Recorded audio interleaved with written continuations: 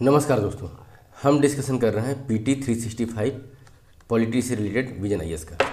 इसमें हमारा जो है नेक्स्ट टॉपिक है कुछ इंपॉर्टेंट कॉन्स्टिट्यूशनल और स्टैट्यूटरी बॉडीज़ जो हैं उसको जो न्यूज़ में थी उसको डिस्कशन करेंगे इस टॉपिक में। पहला है इसमें लोकपाल से एसोसिएटेड न्यूज।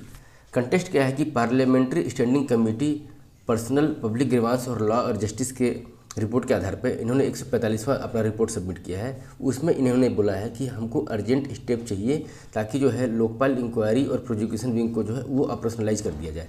अभी तक जो है लोकपाल जो है एक तरीके से जो बस एक बॉडी के रूप में एग्जिस्ट करती है, उसका कुछ फंक्शन अगर रिलेवेंट करना है तो हमको जो है इसके दो जो एजेंसियां हैं इसकी, एक इंक्वायरी एजेंसी और एक प्रोसिक्यूशन विंग जो है प्रोसिक्यूशन के लिए इसको जो है ऑपरेशनलाइज करना पड़ेगा।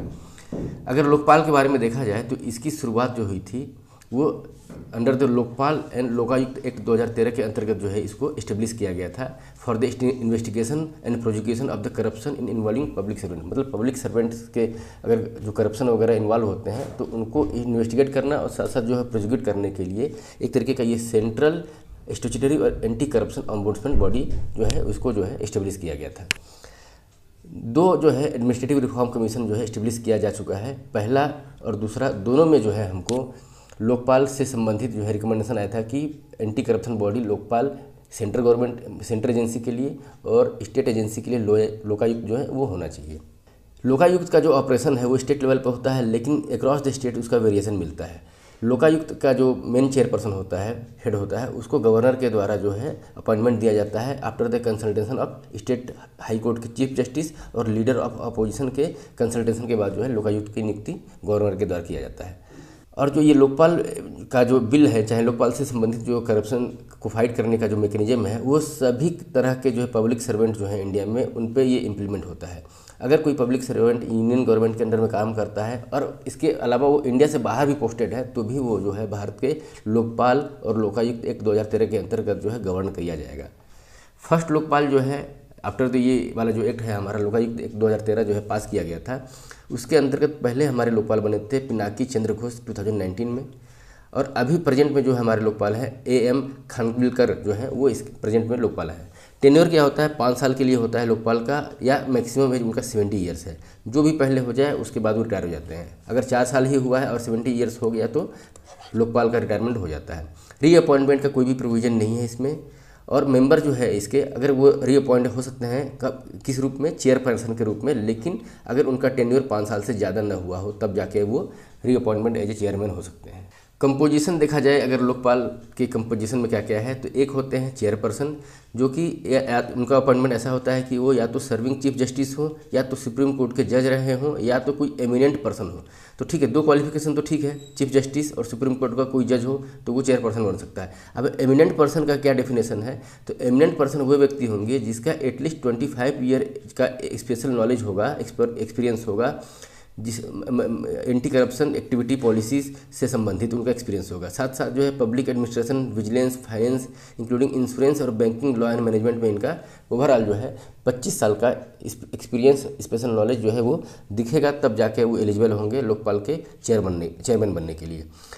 टोटल 8 मेंबर होते हैं, उस मेंबर में से 50% जो है वो जुडिशियल मेंबर होते हैं, और रिमेनिंग 50% और ओवरऑल जो 50% जो ओवरऑल का जो 50% है उसमें जो है SCs, ST, OBCs, माइनॉरिटी और वुमेंस का जो है रिजर्वेशन 50% तक है। एलिजिबिलिटी क्या है जुडिशियल मेंबर की, तो अगर कोई जज सुप्रीम कोर्ट का है और चीफ जस्टिस हाई कोर्ट का है तो वो इसका मेंबर बन सकता है। अपॉइंटमेंट की बात की जाए तो इसका अपॉइंटमेंट प्रेसिडेंट के द्वारा किया जाता है, और अपॉइंटमेंट प्रेसिडेंट करते हैं तो किसी न किसी सिलेक्शन कमेटी के रिकमेंडेशन करते हैं। तो सिलेक्शन कमेटी का कंपोजिशन क्या होता है उसको हम देखते हैं।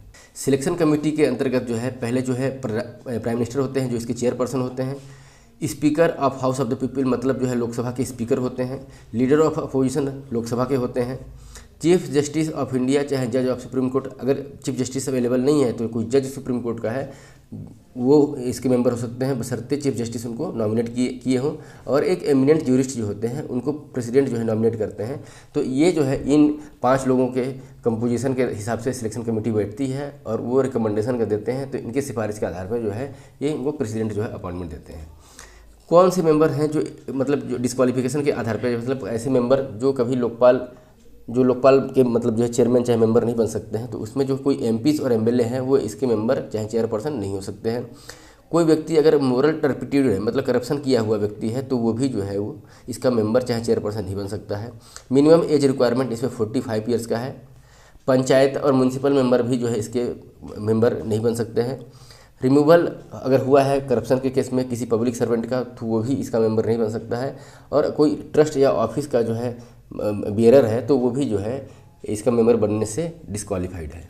लोकपाल के अंतर्गत 2 विंग कार्य करता है। जैसे देखिए, मान लीजिए कोई करप्शन का केस जाता है तो पहला तो होगा कि इंक्वायरी होगा और दूसरा क्या है, इंक्वायरी के बाद जो है प्रोसिक्यूशन होगा। तो ये 2 विंग कार्य करता है लोकपाल के अंतर्गत। इन्हीं 2 विंग को लेकर के जो है ये जो 145 रिपोर्ट जो आया है स्टैंडिंग कमेटी पर्सनल और ग्रीवांस से रिलेटेड, वो इन्हीं को जो है ऑपरेशनलाइज करने की बात करता है। तो इंक्वायरी विंग का जो है की फंक्शन क्या है कि ये प्रिलिमिनरी इंक्वायरी करता है। जो प्राथमिक इंक्वायरी वाला मैटर जो है इनके द्वारा किया जाता है। अगर कोई public servant under the prevention of corruption act 1988 के अंतर्गत कोई पब्लिक सर्वेंट का करप्शन अगर आता है तो उससे संबंधित ऑफेंस जो है उसकी प्रारंभिक इंक्वायरी इसके द्वारा इस विंग के द्वारा की जाती है। फिर ये रिपोर्ट अपना जो है विथिन 60 डेज जो है लोकपाल को सबमिट करते हैं। ये जो इंक्वायरी विंग है ये हेड किया जाता है डायरेक्टर ऑफ इंक्वायरी, जो कि इसके अंडर द लोकपाल चेयरमैनशिप के अंदर में ये कार्य करते हैं। और ये जो डायरेक्टर होते हैं इंक्वायरी कमेटी के उसको असिस्ट किया जाता है 3 एसपीज़ के द्वारा। वो 3 एसपीज़ जो है वो एक तो जनरल, इकोनॉमिक एंड बैंकिंग और साइबर से एसोसिएटेड होते हैं और साथ साथ जो है इंक्वायरी ऑफिसर भी होते हैं। इनके पास पावर है सिविल कोर्ट के पावर जो under the criminal procedure code 1908 उसके अंतर्गत जो है इनको पावर दिया हुआ है सिविल प्रोसीजर कोड जो है। प्रोसिक्यूशन विंग की बात की जाए तो इसको भी जो है डायरेक्टर ऑफ प्रोसिक्यूशन के द्वारा जो हेड किया जाता है और इनके साथ special court based on the investigation report. तो ये जब इन्वेस्टिगेशन रिपोर्ट आ जाता है तो उसके आधार पर जो है स्पेशल कोर्ट में जो है ये केस को फाइल करते हैं और पब्लिक सर्वेंट जो है उनको फिर वही ऑफेंस के हिसाब से उनको पनिशमेंट मिलता है under the prevention of corruption act 1988 के अंतर्गत उनको पनिशमेंट मिलता है। पावर अगर देखा जाए लोकपाल का अगर तो ये एक तरीके से जो है सुपरवाइज करते हैं और डायरेक्शन देते हैं जो भी सेंट्रल इन्वेस्टिगेशन एजेंसी है। एग्जांपल के लिए सीबीआई अगर जो है इन्वेस्टिगेट कर रही है, अगर लोकपाल के पास कोई केस रिफर हो गया है तो इस इंक्वायरी में जो इन्वेस्टिगेशन एजेंसी हैं उसको सुपरवाइजर और डायरेक्ट करने का कार्य जो है ये लोकपाल के द्वारा किया जाता है। फिर जो है डॉक्यूमेंट प्रोटेक्शन की बात की जाए अगर तो इस इंक्वायरी से संबंधित अगर कुछ डॉक्यूमेंट्स है तो उसको प्रिजर्वेशन और प्रोटेक्शन की बात अगर किया जाए तो उसके मतलब उससे संबंधित जो है दिशा निर्देश जो है लोकपाल के द्वारा दिया जाता है। फिर ये सिविल कोड का जो पावर इनके पास है, जैसे कोड ऑफ सिविल प्रोसीजर का जो नियम लागू होता है प्रिलिमिनरी इंक्वायरी से संबंधित और इन्वेस्टिगेशन से संबंधित, तो उसको जो है मतलब जो है इम्पोज कराने का जो पावर इनके पास होता है। फिर ये फाइनल अपीलेंट अथॉरिटी के रूप में कार्य करते हैं। मतलब करप्शन का कोई भी केस किसी भी पब्लिक सर्वेंट के अगेंस्ट में जो है पब्लिक ग्रीवांस से रिलेटेड अगर आता है तो प्रिवेंशन ऑफ करप्शन एक्ट 1988 के तहत जो है फाइनल अपीलेंट अथॉरिटी जो है वो लोकपाल होते हैं। तो ये हुआ लोकपाल से एसोसिएटेड जो पावर उनके पास होल्ड है। फिर ज्यूरिडिक्शन की बात की जाए कि इनके अंतर्गत कौन कौन सी जो है संस्थाएं इनके ज्यूरिडिक्शन में आती हैं, तो इनके अंतर्गत प्राइम मिनिस्टर और कोई भी यूनियन मिनिस्टर गवर्नमेंट का वो भी आता है, साथ साथ जो है मेंबर ऑफ पार्लियामेंट और कोई भी यूनियन गवर्नमेंट ऑफिसर जैसे कि group A B C D कोई भी एम्प्लॉई हो या इंडिया में पोस्टेड हो या इंडिया के बाहर पोस्टेड हो, वो जो है लोकपाल के ज्यूरिडिक्शन में आता है। फिर कोई भी चेयरपर्सन, मेंबर, ऑफिस और डायरेक्टर अगर किसी बोर्ड कॉर्पोरेट सोसाइटी का है और वो सोसाइटी कॉर्पोरेट बॉडी चाहे बोर्ड जो है वो under the act of parliament चाहे स्टेट गवर्नमेंट के थ्रू अगर फंडेड है तो इसका जो है इस व्यक्ति का जो है ज्यूरिसडिक्शन भी जो है करप्शन से रिलेटेड वो लोकपाल के अंडर में आ जाता है। फिर कोई सोसाइटी और ट्रस्ट और बॉडी ऐसी है जो विदेशों से जो है कंट्रीब्यूशन के रूप में, डोनेशन के रूप में अगर 10 लाख या उससे ज़्यादा लेती है तो वैसी बॉडी का भी जो है हेड चाहे वो सोसाइटी और ट्रस्ट भी जो है वो लोकपाल के ज्यूरिसडिक्शन में आ जाता है। तो ये हुआ हमारा ओवरऑल जो है लोकपाल से संबंधित जो भी है डिस्कशन न्यूज। नेक्स्ट टॉपिक है हमारा central bureau of investigation CBI से रिलेटेड। कंटेस्ट क्या है इसका कि रिसेंटली जो हाई लेवल कमेटी होती है सिलेक्शन करने के लिए सीबीआई के डायरेक्टर का, तो वो जो है कंसेंसस पे नहीं पहुंच पाया कि किस व्यक्ति को सीबीआई का डायरेक्टर होना चाहिए। तो यहाँ पे ये उसका जो है इस्टेब्लिशमेंट जो है डायरेक्टर को इस्टेब्लिश करने का जो है मैकेनिज्म जो है वो फेल हो गया। तो अब देखते हैं कि सीबीआई से संबंधित हमारे क्या प्रावधान है, किसके अंतर्गत इनका जो है नियुक्ति होती है और क्या क्या फंक्शंस है। तो सीबीआई जो है एज ए मतलब जो है इंस्टीट्यूशन, इसकी शुरुआत हुई थी 1963 में on the recommendation of Santhanam committee, जो कि 1962 से 64 के बीच में इस्टेब्लिश किया गया था। तो उनके मतलब रिकमेंडेशन के आधार पर जो है सीबीआई की नियुक्ति की गई थी, एज ए इंस्टीट्यूशन जो एग्जिस्ट किया गया था। और एडमिनिस्ट्रेटिव कंट्रोल किसके अंतर्गत में आता है? ये तो पर्सनल प्रोविजन और पब्लिक ग्रीवांस मंत्रालय जो होता है उसके अंतर्गत जो ये आता है। लीगल स्टेटस ये है कि ये एक तो नॉन कॉन्स्टिट्यूशनल बॉडी है, मतलब कॉन्स्टिट्यूशन में इसका कहीं जिक्र नहीं है। साथ ही साथ सीबीआई को इस्टेब्लिश करने के लिए कोई पार्लियामेंट में लॉ पास करके जो है इसको इस्टेब्लिश नहीं किया गया था, इसलिए ये नॉन स्टैट्यूटरी बॉडी भी है। तो फंक्शन कैसे करता है? तो ये एक कानून है under the Delhi special police establishment act 1946, उसके अंतर्गत जो है सीबीआई का जो है इस्टेब्लिशमेंट किया गया था और उसी के अंतर्गत ये कार्य करता है, चाहे उसी के एक्ट के तहत जो है वो अपना पावर डिराइव करता है।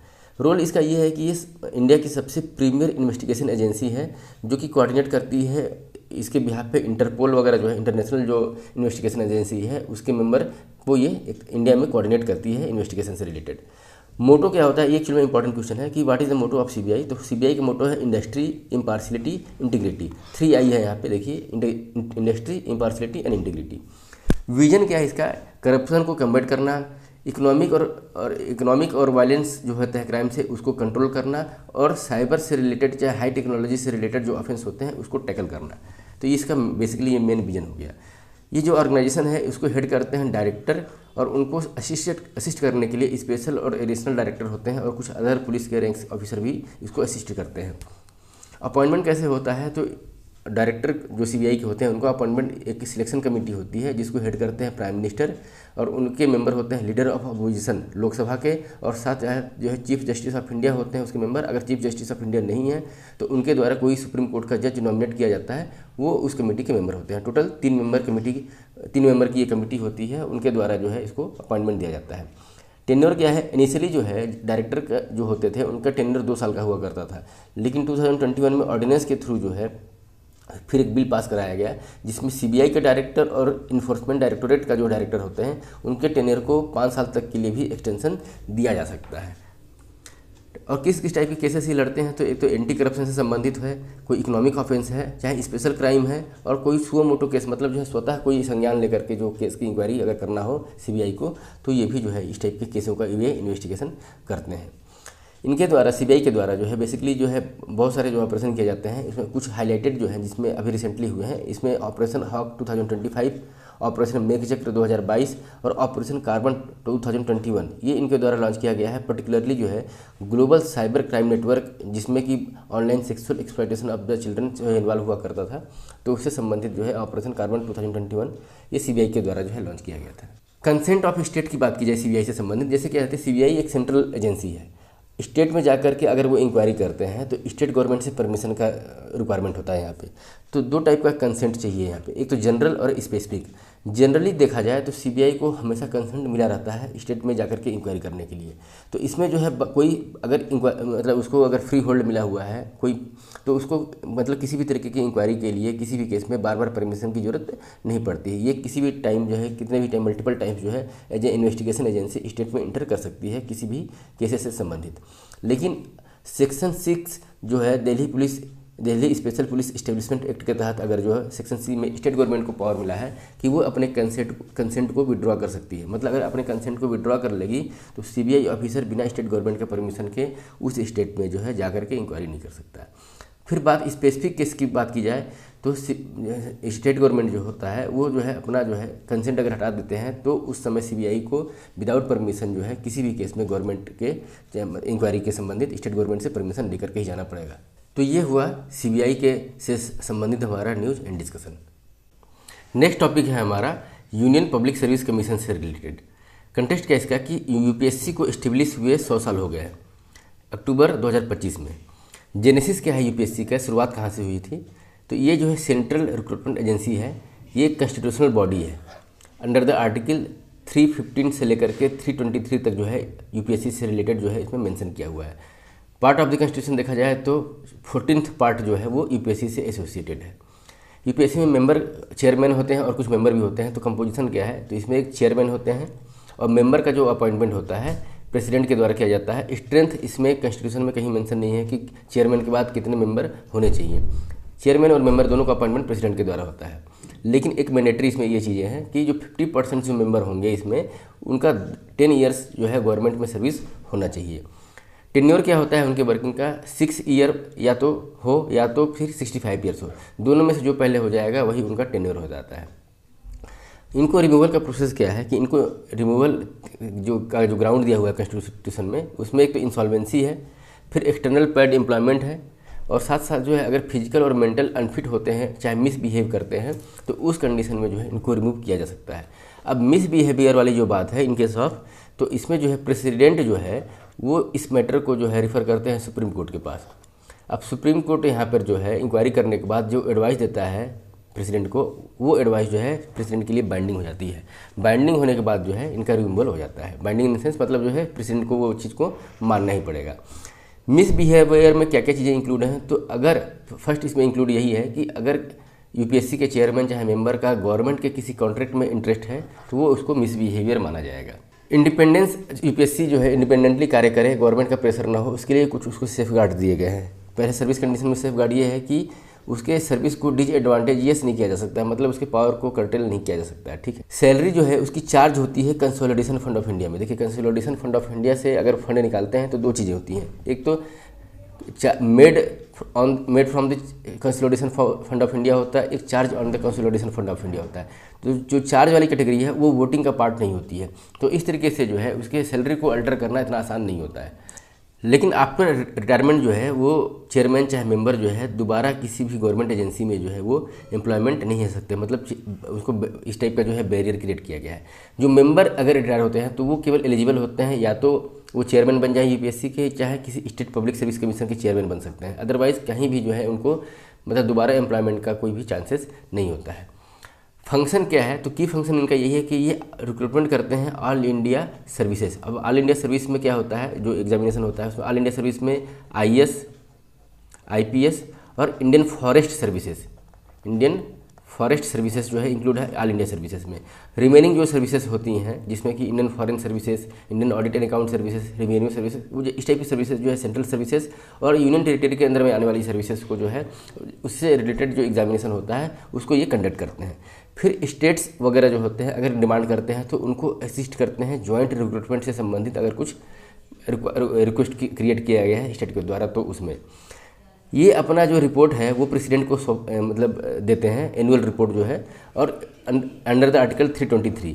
और ये जो प्रेसिडेंट को रिपोर्ट मिला है ये प्रेसिडेंट जो है रिपोर्ट पार्लियामेंट को देते हैं विथ उसमें जो है नोटिंग रहता है कि अगर यूपीएससी का कुछ रिकमेंडेशन है तो उसको अगर एक्सेप्ट नहीं किया गया है तो किस कारण से एक्सेप्ट नहीं किया गया है, इस टाइप की कुछ एडवाइस वगैरह है। तो एडवाइस मानी गई तो क्यों मानी गई, नहीं मानी गई तो क्यों नहीं मानी गई, इस टाइप का जो है उसमें फीडबैक होता है। तो ये हमारा यूपीएससी से रिलेटेड डिस्कशन। साथ साथ यूपीएससी का इवोल्यूशन कैसे हुआ वो हमको जो है अपेंडिक्स में मिलेगा, जो कि इस मैगजीन के सबसे एंड में है, तो उसको जब हम लास्ट में पहुँचेंगे तो अपेंडिक्स को एक साथ जो है हम डिस्कशन कर लेंगे।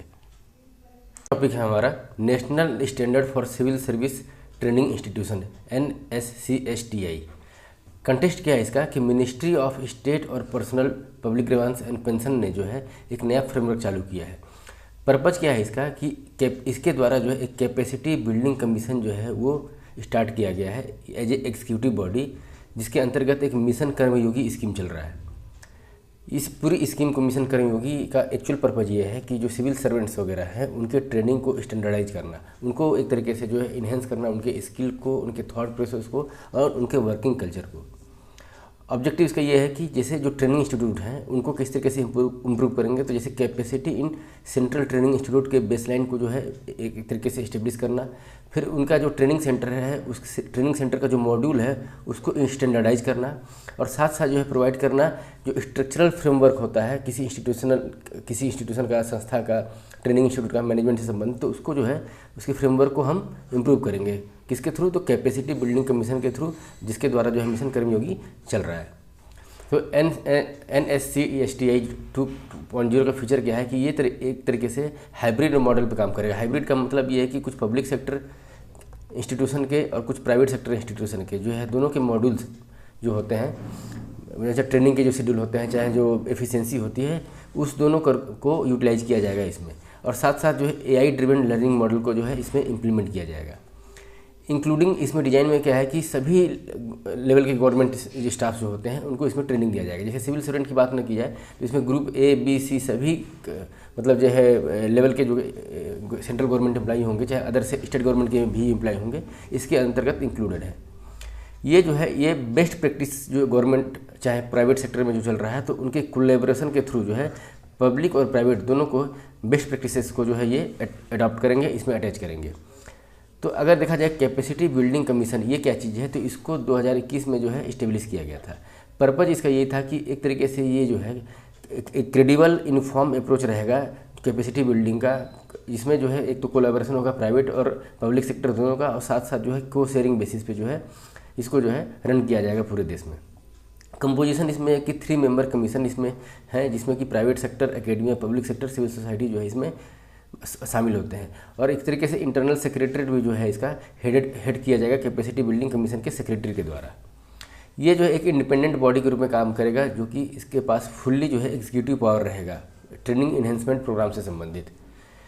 की फंक्शन इसका क्या है, ये जो है एक एनुअल स्टेट रिपोर्ट जो है वो प्रिपेयर करेगा रिगार्डिंग द सिविल सर्विस के प्रोग्रेस, ट्रेनिंग के प्रोग्रेस से संबंधित।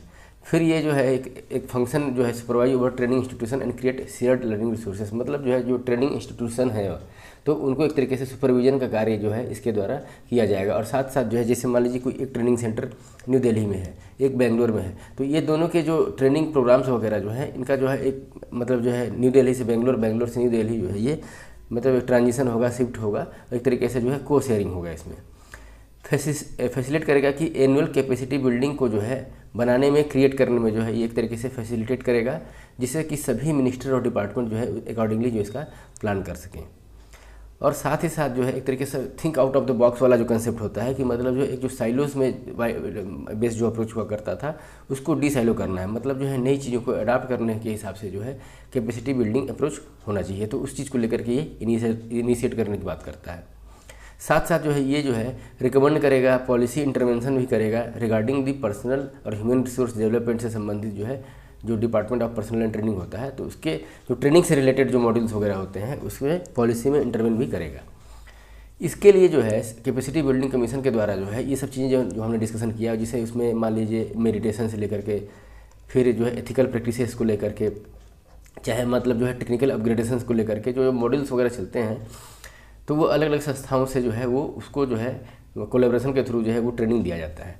और ये जो एक सर्टिफिकेशन प्रोग्राम होता है आई गॉट कर्मयोगी, तो इस आई गॉट कर्मयोगी पे जो है रजिस्ट्रेशन के बाद जो है जो डिफरेंट जो ट्रेनिंग के शेड्यूल्स वगैरह होते हैं, चाहे चैप्टर्स, मॉड्यूल्स जो भी बोला जाए, तो उस पर जो है आप रजिस्ट्रेशन करने के बाद मतलब जो है पॉइंट वाइज जो है आप उसको कवर करते हैं, उसी के हिसाब से आपको मतलब जो है सर्टिफिकेशन मिलता है। तो अभी तक जो है 1 करोड़ लोग जो है इसमें आई गॉट कर्मयोगी में रजिस्ट्रेशन कर चुके हैं।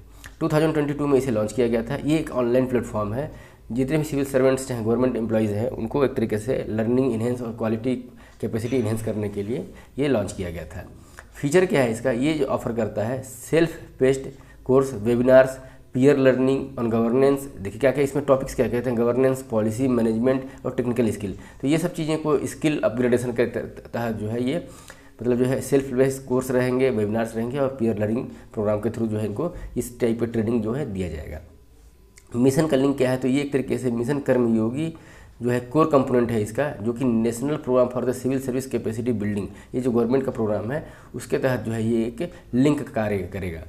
इम्प्लीमेंटिंग एजेंसी क्या है, तो इसको जो है मिस आई गॉट कर्मयोगी को एग्जीक्यूट किया जाएगा। कर्मयोगी भारत जो है स्पेशल पर्पज व्हीकल है, इसके थ्रू जो है इसको इम्प्लीमेंट किया जाएगा। इसका और डिजिटल जो बैकबोन या डिजिटल जो सपोर्ट प्रोवाइड किया जाएगा इसको, तो ये जो है डिजिटल इंडिया स्टैक के थ्रू जो है डिजिटल सपोर्ट इसको प्रोवाइड किया जाएगा।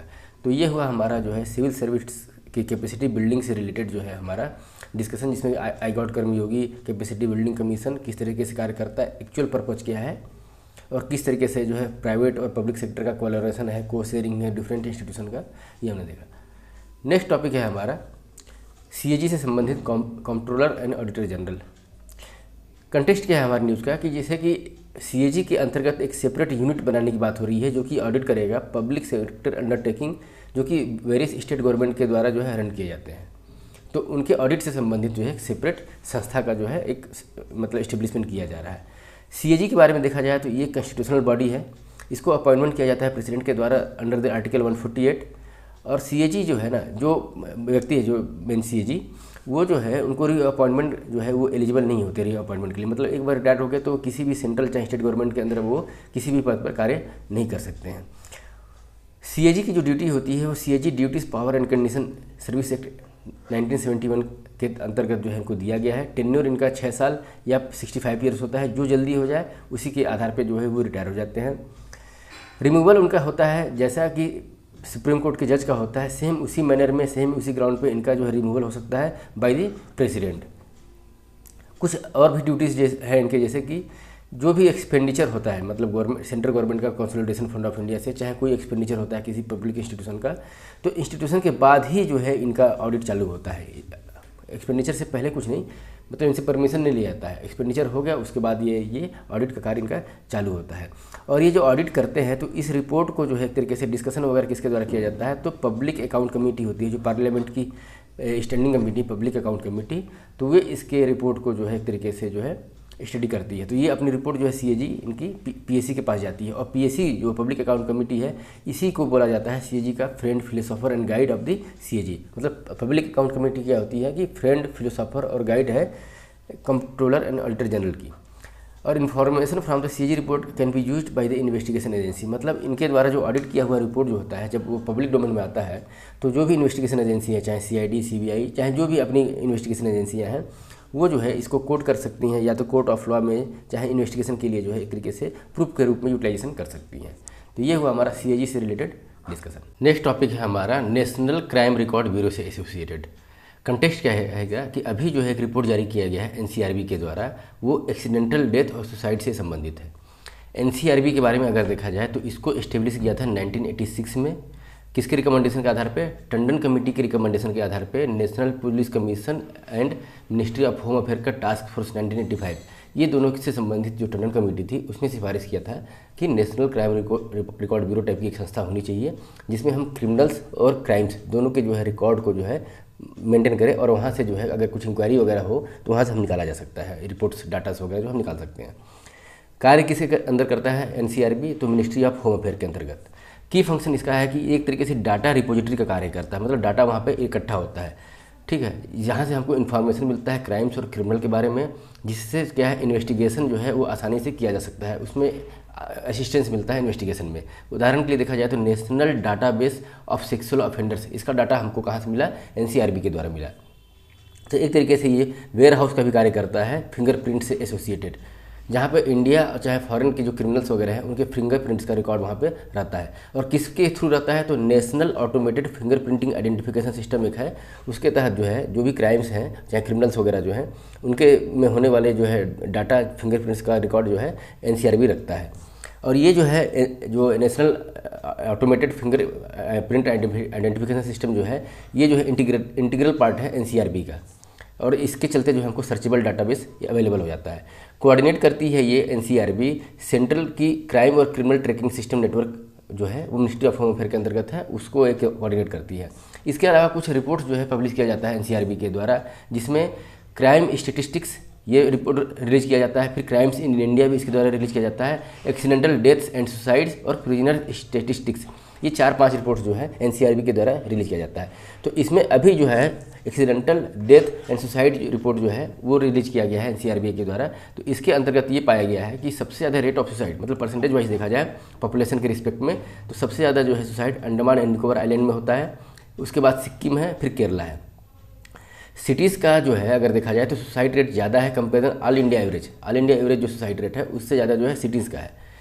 स्टेट जहाँ पे परसेंटेज सबसे ज़्यादा है सुसाइड्स का, तो वहाँ पे महाराष्ट्र नंबर 1 पे है, फिर Tamil Nadu, Madhya Pradesh, Karnataka, west Bengal. Farmers suicide कहाँ किस स्टेट में एब्सेंट है, लगभग निग्लिजिबल है, न के बराबर है, तो वो वेस्ट बंगाल, बिहार, उड़ीसा, झारखंड ऐसे राज्य हैं जहाँ पे सुसाइड्स कल्टिवेटर्स और फार्मर्स चाहे एग्रीकल्चर लेबर का जो है वो न के बराबर है। प्रिजन के संबंध में अगर देखा जाए तो प्रिजन्स और प्रिजनर्स का जो है ये जो कैटेगरी है वो स्टेट लिस्ट में आता है। जैसे हमारे संविधान के हिसाब से जो है वर्क जो है असाइन किया गया है सेंट्रल लिस्ट, स्टेट लिस्ट, चाहे कंकरेंट लिस्ट, चाहे रेसिजुअल पावर, तो प्रिजन जो है वो स्टेट लिस्ट के अंतर्गत आता है अंडर द एंट्री 4 7 शेड्यूल में। मिनिस्ट्री ऑफ होम अफेयर जो है वो प्रोवाइड करता है प्रिजन से संबंधित जो है गाइडेंस और सपोर्ट स्टेट और यूनियन टेरिटरी को। कुछ रिफॉर्म जो है प्रिजन से संबंधित स्टार्ट किए गए थे मिनिस्ट्री ऑफ होम अफेयर के द्वारा, उसमें model prison and corrective service act 2023 जो है वो लागू किया गया था।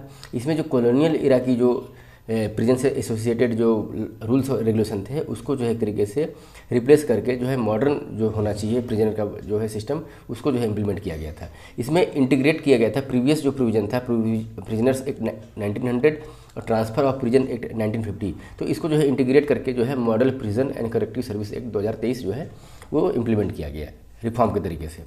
प्रिजन से एसोसिएटेड क्या है कि बहुत सारे जो है केसेस निकल के आते हैं। होता है क्या है कि हमारे जो प्रिजन्स हैं वो ओवर क्राउडेड है, क्योंकि डिले जस्टिस होता है, बहुत सारे अंडर ट्रायल्स हैं, तो उससे उस ओवर क्राउडिंग से बचने के लिए और प्रिजन से संबंधित रिफॉर्म के लिए जो है कुछ जुडिशियल प्रोनाउंसमेंट केसेस वगैरह जो है रिजॉल्व किए गए हैं। उसमें एक है Suhas Chakma versus union of India and others case, 2024 में आया था ये। इसमें जो है सुप्रीम कोर्ट ने ये बोला था कि अब हमको जो है ओपन प्रिजन को जो है एस्टेब्लिश करने का सोचना चाहिए, क्योंकि इससे जो है ओवर क्राउडिंग का जो प्रॉब्लम है हमारा वो सॉर्ट आउट हो सकता है। साथ साथ जो है एक्चुअल में प्रिजन क्या है, सज़ा क्या है कि एक तरीके से रिहेबिलिटेशन प्रोसेस भी बोला जाता है, तो ये इस तरीके से रिहेबिलिटेशन को ही हम प्रमोट करेंगे through the open prison system.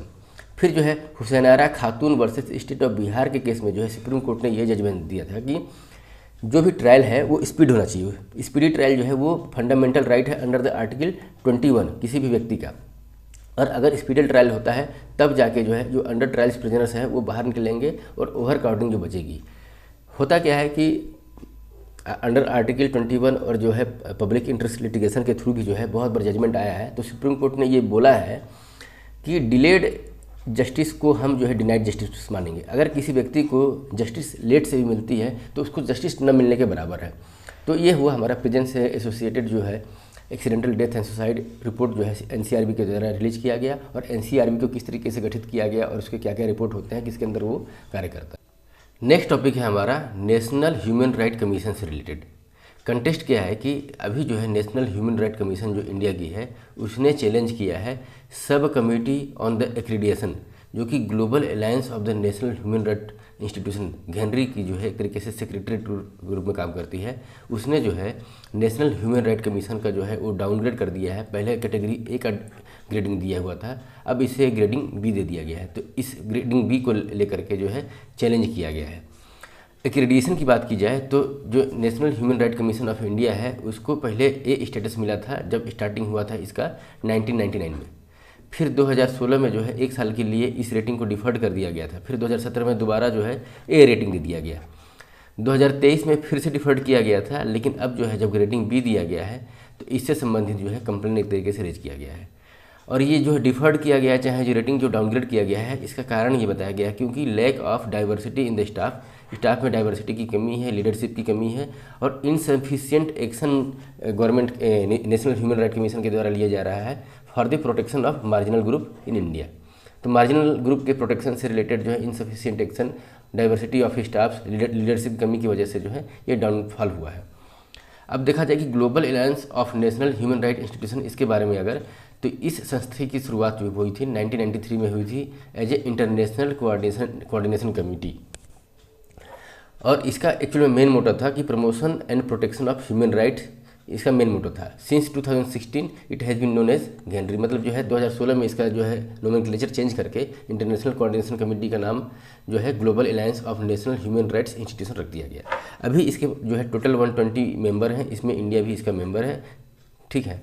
और सब कमेटी ऑफ एग्रेडेशन की बात की जाए तो ये जो सब कमेटी एग्रेडेशन है ये एक तरीके से रिस्पॉन्सिबल है global alliance of national human rights institution का सेक्रेटरीट के रूप में कार्य करता है, और इस जो है इसी को जो है स्टेटस ए इंस्टीट्यूशन जो होते हैं इसके मेंबर होते हैं। अब स्टेटस ए इंस्टीट्यूशन कहाँ से ड्रॉ किए जाते हैं, जैसे पूरे वर्ल्ड को 4 पार्ट में डिवाइड किया गया है। एक अफ्रीका है, अमेरिका है, एशिया है, एशिया एंड पैसिफिक और यूरोप। इन 4 पार्ट जोन में से जो भी ए स्टेटस के इंस्टीट्यूशन होते हैं, कंट्रीज़ होती हैं, उनको सिलेक्ट करके एससीए में भेजा जाता है, और उसी के द्वारा जो है बाकी रिमेनिंग जो इंस्टीट्यूशंस हैं उनकी ग्रेडिंग की जाती है।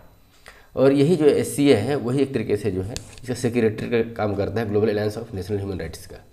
अब इंडिया में जो इंस्टीट्यूशन है ह्यूमन राइट्स से रिलेटेड वो है नेशनल ह्यूमन राइट कमीशन। इसके बारे में देखा जाए तो इसका हेडक्वार्टर जो है न्यू दिल्ली में है। ये स्टेचुटरी बॉडी है, कॉन्स्टिट्यूशनल बॉडी नहीं है, स्टेचुटरी बॉडी है, मतलब इसको जो है पार्लियामेंट के द्वारा कानून बना करके नेशनल ह्यूमन राइट कमीशन से संबंधित जो है कानून बना करके इसको इस्टेब्लिश किया गया था। वो कानून क्या था, protection of human rights act 1993। तो इसको जो है इसके आधार पे जो है इसको इस्टेब्लिश किया गया था। बाद में 2006 और 2019 में जो है इसमें कुछ अमेंडमेंट किए गए थे। तो प्रोटेक्शन ऑफ ह्यूमन राइट्स जो है वो ह्यूमन राइट्स को कैसे डिफाइन करता है कि ये राइट्स, वो ह्यूमन राइट्स वो राइट्स होते हैं जो कि रिलेटेड है लाइफ, लिबर्टी, इक्वलिटी और डिग्निटी इंडिविजुअल के। इंडिविजुअल किसी व्यक्ति की आज़ादी से संबंधित, बराबरी से संबंधित, उसके डिग्निटी से संबंधित और लाइफ से संबंधित जो राइट्स है उसको हम ह्यूमन राइट्स बोलेंगे। और वे राइट्स है जो कि कॉन्स्टिट्यूशन में गारंटीड है, संविधान में उसकी गारंटी मिली हुई है और जो है इम्बॉडीड इन इंटरनेशनल कन्वेंट्स, मतलब जो है इंटरनेशनल बॉडी में चाहे इंटरनेशनल जो इंस्टीट्यूशंस हैं उसके में भी जो है एक तरीके से इम्बॉडीड है, उसमें भी वह लिप्त है। और वो राइट्स है जिसको जो है कोर्ट के द्वारा जो है इन्फोर्स किया जा सकता है। मतलब कोर्ट अगर किसी कारण से अगर वो राइट्स वायलेट होता है तो कोर्ट उसको इन्फोर्स करता है थ्रू अपने जजमेंट के। तो ये हुआ हमारा ह्यूमन राइट्स से संबंधित कि क्या है ह्यूमन राइट्स क्या होता है। अब नेशनल ह्यूमन राइट कमीशन का जो है कंपोजिशन देखा जाए तो इसके जो चेयरमैन होते हैं या तो retired chief justice of India होंगे या तो कोई जज होगा सुप्रीम कोर्ट का, कोई एक व्यक्ति इसमें से जो है चेयरमैन बनेगा। 5 फुल टाइम मेंबर होते हैं जिसमें एक जो रिटायर्ड या सर्विंग जस्टिस हो सकते हैं सुप्रीम कोर्ट के, फिर या तो दूसरे मेंबर होंगे रिटायर्ड या serving chief justice high court के होंगे, ये हुए। बाकी 3 मेंबर जो होंगे वो जो है अपॉइंटमेंट 3 मेंबर को ऐसे किया जाएगा जिनका स्पेशल नॉलेज होगा और प्रैक्टिकल एक्सपीरियंस होगा ह्यूमन राइट से संबंधित। उसमें से 3 मेंबर में से एक कंपलसरी जो है महिला वो वुमेन होना चाहिए। और कुछ जो है परमानेंट मेंबर होते हैं इसमें, जैसे कि national commission for the minorities, national commission for SC STs OBCs, फिर national commission for person with disability और protection of child rights commission और वुमेन कमीशन के जो है जो इंस्टीट्यूशन है वो इसके डिम्ड मेंबर होते हैं। ऐसे इंस्टीट्यूशन 7 हैं हमारे। NHRC का जो है जो चेयरमैन और मेंबर्स होते हैं उनका जो है अपॉइंटमेंट किया जाता है प्रेसिडेंट के द्वारा। किसके रिकमेंडेशन के हिसाब से, तो एक कमेटी होती है जिसका हेड करते हैं प्राइम मिनिस्टर और उस कमेटी में और भी मेंबर होते हैं जिसमें स्पीकर ऑफ लोकसभा होते हैं, मिनिस्ट्री ऑफ होम अफेयर होते हैं, लीडर ऑफ अपोजिशन लोकसभा के भी होते हैं और लीडर ऑफ अपोजिशन राज्यसभा के भी होते हैं, फिर डिप्टी चेयरमैन राज्यसभा के होते हैं। तो इन जो कमेटीज़ की सिफारिश के आधार पर जो है राष्ट्रपति जो है अब चेयरमैन और बाकी मेंबर्स को अपॉइंटमेंट करते हैं। टेन्योर क्या होता है, 3 साल या 70 ईयर्स, जो इसमें से पहले हो जाए उसमें ये रिटायर कर जाते हैं। और दूसरा जो चेयरमैन चाहे मेंबर जो है रीअपॉइंटमेंट के लिए भी एलिजिबल होते हैं। रिमूवल का प्रोसेस क्या है कि अगर प्रेसिडेंट के द्वारा ये रिमूव किए जाते हैं, कंडीशन होता है कि मिसबिहेवियर और इनकैपेसिटी अगर इनका प्रूव हो जाता है और प्रूव करने के लिए जो है प्रेसिडेंट जो है सुप्रीम कोर्ट से कंसल्ट करते हैं और उनके कंसल्टेशन के आधार पर जो है अगर प्रूफ होता है, दिखता है, तो चेयरमैन चाहे मेंबर को रिमूव किया जा सकता है। नेशनल ह्यूमन राइट कमीशन का जो पावर है एज ए सिविल कोर्ट जो है ये पूरे इंडिया में जो है एक तरीके से मतलब सिविल कोर्ट का पावर रखते हैं, पूरे इंडिया में जो है इनके अधिकार क्षेत्र में आता है।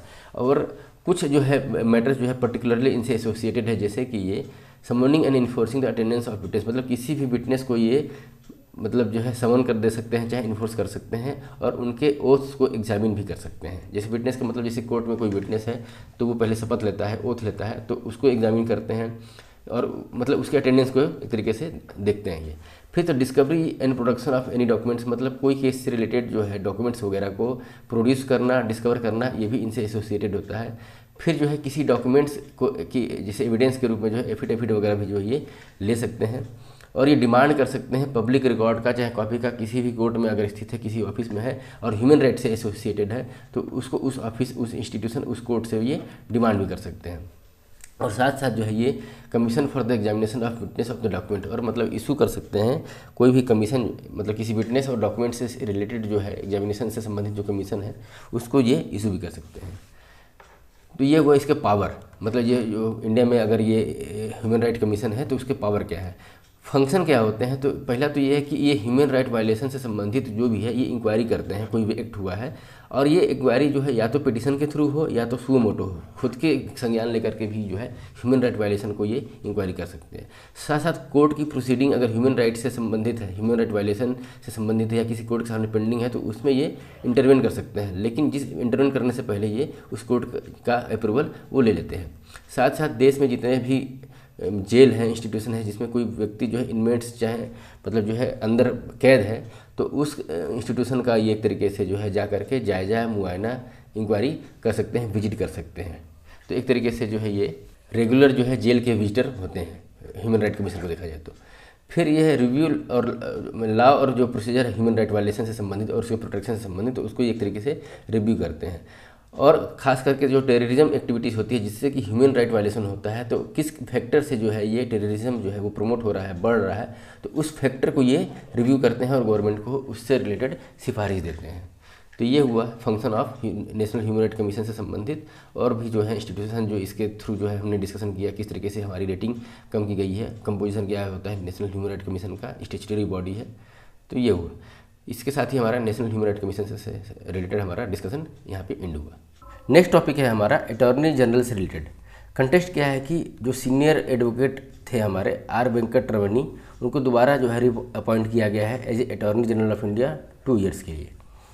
अगर office of the attorney general of India को देखा जाए तो ये हमारा हाईएस्ट लॉ ऑफिसर है हमारे देश का। इनको under the article 76 constitution of India के तहत जो है प्रेसिडेंट के द्वारा अपॉइंटमेंट मिलता है और ये अटॉर्नी जनरल ऑफ इंडिया का ऑफिस जो है होल्ड करते हैं। एलिजिबिलिटी क्या होती है, किसी को अगर अटॉर्नी जनरल बनाना है हमको, तो ये वो व्यक्ति होते हैं जो क्वालिफाइड होते हैं एक सुप्रीम कोर्ट का जज बनने के लिए, और मस्ट भी जो है वो एक सिटीजन ऑफ इंडिया हो, साथ ही साथ जो है किसी भी हाई कोर्ट के जज रहे हों 5 साल तक के लिए, या किसी हाई कोर्ट के एडवोकेट रहे हों 10 साल के लिए, या जो है प्रेसिडेंट की नज़र में कोई एमिनेंट ज्यूरिस्ट हो। तो इनके लिए चार क्राइटेरिया है कि पहले तो जो है मतलब जो सुप्रीम कोर्ट के जज वाली जो मतलब कंडीशन होती है अपॉइंटमेंट की, उस क्वालिटी को जो है उस क्वालिफिकेशन को जो है ये होल्ड करते हो। इनका टेन्योर जो होता है वो फिक्स नहीं है कॉन्स्टिट्यूशन के अकॉर्डिंगली, मतलब कभी भी जो है इनको अगर प्रेसिडेंट अगर रिमूव करना चाहे तो कोई ऐसा बाउंडेशन नहीं है कि इनका इतना टेन्योर है, चाहे इस कंडीशन में ही इनको निकाला जाएगा। रिमूवल जो है कोई भी प्रोसीजर है इनको रिमूव करने का कॉन्स्टिट्यूशन में मेंशन नहीं है, जब तक कि प्रेसिडेंट की प्लेजर तक ही ये अपने कार्यभार पे रहते हैं। राइट्स क्या है अटॉर्नी जनरल ऑफ इंडिया का, तो ये जो है जितने भी इंडियन टेरिटोरी में कोर्ट्स हैं उसमें ये राइट टू ऑडियंस है, ये मतलब ये ऑडियंस जो है ये वहाँ पर अपीयर हो सकते हैं। ये पार्लियामेंट में, पार्लियामेंट हुआ चाहे ज्वाइंट सीटिंग हुआ, पार्लियामेंट की कोई कमेटी हुई, चाहे दोनों पार्लियामेंट की प्रोसीडिंग किसी भी पार्लियामेंट में, ये मतलब जो है वहाँ पर जा कर के बोल सकते हैं, और तो किसी पार्लियामेंट की कमेटी के मेंबर भी बन सकते हैं। लेकिन क्या है कि वहाँ पे इनको वोट देने का अधिकार नहीं होता है। इनको जो है जो मेंबर ऑफ पार्लियामेंट का जो प्रिविलेज मिलता है वही प्रिविलेज जो है ये भी इंजॉय और इम्यूनिटी वो जो है होल्ड करते हैं। लिमिटेशन क्या है अटॉर्नी जनरल ऑफ इंडिया का अगर देखा जाए तो ये जो है गवर्नमेंट ऑफ इंडिया के अगेंस्ट में नहीं जा सकते हैं, मतलब कोई गवर्नमेंट ऑफ इंडिया के अगेंस्ट में कोई एडवाइस चाहे कोई ब्रीफ देना हो तो ये उसके अगेंस्ट में नहीं बोल सकते हैं, हमेशा इनको गवर्नमेंट ऑफ इंडिया के फेवर में ही रहना है। ठीक है, कोई भी एक्यूज्ड है उसको अगर डिफेंड करना है और ख़ास करके वो क्रिमिनल प्रोसीडिंग है तो बिना गवर्नमेंट ऑफ इंडिया के परमिशन के जो है उसको डिफेंड नहीं कर सकते हैं। ठीक है, दूसरा और थर्ड इसमें है कि कोई भी जो है अपॉइंटमेंट किसी कंपनी में डायरेक्टर के रूप में जो है चाहे कॉर्पोरेट में किसी डायरेक्टर के रूप में अगर अपॉइंटमेंट लेना हो तो भी इनको जो है गवर्नमेंट ऑफ इंडिया से परमिशन लेना पड़ेगा। ड्यूटी और फंक्शन क्या है, तो ये गवर्नमेंट ऑफ इंडिया को जो है एक तरीके से लीगल मैटर पे एडवाइस करते हैं। वो भी कंडीशन तब होता है जैसे मान लीजिए प्रेसिडेंट ने कोई मैटर जो है गवर्नमेंट ऑफ इंडिया को रिफ़र किया है, तो गवर्नमेंट ऑफ इंडिया को अगर लीगल एडवाइस चाहिए तो उस लीगल मैटर्स को है वो अटॉर्नी जनरल ऑफ इंडिया को रिफ़र करते हैं। साथ साथ जो है ये गवर्नमेंट ऑफ इंडिया के बिहाफ पर जो है कोई केस चल रहा है तो वो सुप्रीम कोर्ट और हाई कोर्ट में जो है अपीयर होते हैं जहाँ पे गवर्नमेंट ऑफ इंडिया का कंसर्न होता है। साथ साथ जो है ये रिप्रेजेंट करते हैं गवर्नमेंट ऑफ इंडिया को, अगर प्रेसिडेंट के द्वारा रेफरेंस में लिया गया है चाहे सुप्रीम कोर्ट के द्वारा रेफरेंस में लिया गया है गवर्नमेंट ऑफ इंडिया को, तो वहाँ पे गवर्नमेंट ऑफ इंडिया का एक तरीके से रिप्रेजेंटेटिव होते हैं अंडर द आर्टिकल 143। कॉन्स्टिट्यूशन में हमारे जो है अटॉर्नी जनरल ऑफ इंडिया का ही मेंशन है, कहीं भी जो है सॉलिसिटर जनरल ऑफ इंडिया चाहे जो है हमारा एक सेकंड पोस्ट होता है additional solicitor general of India, ये जो है कहीं मेंशन नहीं है। आर्टिकल 76 केवल जो है अटॉर्नी जनरल ऑफ इंडिया से रिलेटेड जो है हमको कोट करता है। तो ये हुआ हमारा अटॉर्नी जनरल ऑफ इंडिया से रिलेटेड डिस्कशन। नेक्स्ट टॉपिक है हमारा national commission for scheduled caste से रिलेटेड।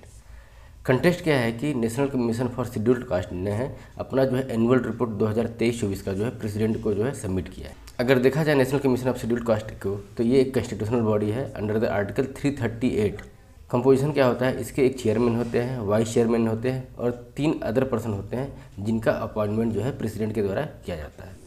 कुछ केसेस में जो है इनके पास पावर है सिविल कोर्ट का, और जो टेन्योर होता है जो इसके चेयरमैन वाइस प्रेसिडेंट और जो है अदर मेंबर्स होते हैं उनका टेन्योर होता है 3 साल के लिए, और जो है 2 बार का टेन्योर इनको दिया जाता है, और मतलब अपॉइंटमेंट इनका 2 टाइम्स होता है, और उसके बाद सेल नॉट भी एलिजिबल फॉर री अपॉइंटमेंट, मतलब जो है 2 टेन्योर के बाद से जो है इनका किसी भी कंडीशन में जो है री अपॉइंटमेंट नहीं होता है। की फंक्शंस क्या है इसका, तो ये जो है इन्वेस्टिगेट करते हैं, मॉनिटर करते हैं जो भी मैटर्स सेफ गार्ड से रिलेटेड होते हैं शेड्यूल्ड कम्युनिटी के, तो उनको ये तरीके से इन्वेस्टिगेट करते हैं, मॉनिटर करते हैं। फिर इंक्वायरी करते हैं जो कि स्पेसिफिक कंप्लेंट अगर मिलता है, अगर ऐसी कैंडिडेट का कुछ डिप्राइवेशन हुआ हो, चाहे उनका जो है राइट्स वगैरह जो है राइट जो है सेफ गार्ड हो, चाहे ब्रीच किया गया हो, तो ऐसे केसेस को जो है वो एक तरीके से इंक्वायरी करते हैं अगर उनके पास जो है उससे रिलेटेड कुछ कंप्लेंट आता है तो ये हुआ national commission for scheduled caste से रिलेटेड। नेक्स्ट इंस्टीट्यूशन है हमारे लिए नेशनल मेडिकल कमीशन। तो ये जो है ये जो बॉडी है नेशनल मेडिकल कमीशन, इसको 5 साल हो गया है। 2020 में जो है इसको इस्टेब्लिश किया गया था। इसको जो है रिप्लेस किया गया था मेडिकल काउंसिल ऑफ इंडिया जो एक इंस्टीट्यूशन था, उसको रिप्लेस करने के बाद नेशनल मेडिकल कमीशन को इस्टेब्लिश किया गया था। ये एक स्टैट्यूटरी बॉडी है, अंतर्गत नेशनल मेडिकल कमीशन एक्ट 2019 के अंतर्गत इसको जो है इस्टेब्लिश किया गया था।